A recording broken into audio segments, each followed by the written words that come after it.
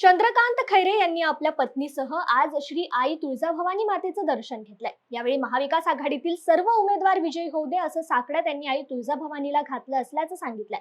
तसेच धाराशिव लोकसभा मतदारसंघातील धाराशिव जिल्ह्याचे विद्यमान खासदार ओमराजे निंबाळकर यांना पुन्हा एकदा प्रचंड मतांनी विजयी करावं असं आवाहनही त्यांनी जनतेला केलंय।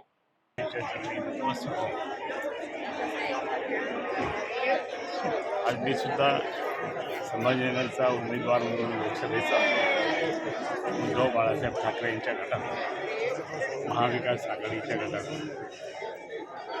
आईचं दर्शन घेऊन तुळजाईचं दर्शन घेऊन आता जोरात कामाला आजपासून लागला।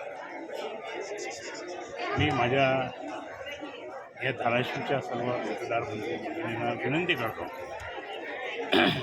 माझं धाराशिववर खूप प्रेम आहे। मी अनेक वर्ष इथं काम केलेलं आहे आणि म्हणून मी आई जगदंबेच्या चरणी प्रार्थना केली। आम्ही सर्व शिवसेना उद्धव बाळासाहेब ठाकरे गटाचे जितकेही उमेदवार उभे आहेत ते सगळे निवडून होते। त्यातल्या त्यात मी आमच्या धाराशिवच्या सर्व मतदार बंधूंना विनंती करतो की आमचे विद्यमान खासदार जे एकनिष्ठ आहे ते एकनिष्ठ खासदार आमचे ओमराजे निंबाळकर यांना प्रचंड मताने निवडून एक परत त्यांचं जबरदस्तपणे या ठिकाणी परत दुसऱ्या वेळेसुद्धा ते खासदार झाले पाहिजे आणि तुमची सेवा करण्यासाठी त्यांना पाठवायचं। म्हणून आपण त्यांना प्रचंड मतांनी निवडून द्यावं। प्रत्येक घराघरामध्ये त्या ठिकाणी आमची निशाणी मात्र यावेळेस ही मशाल आहे।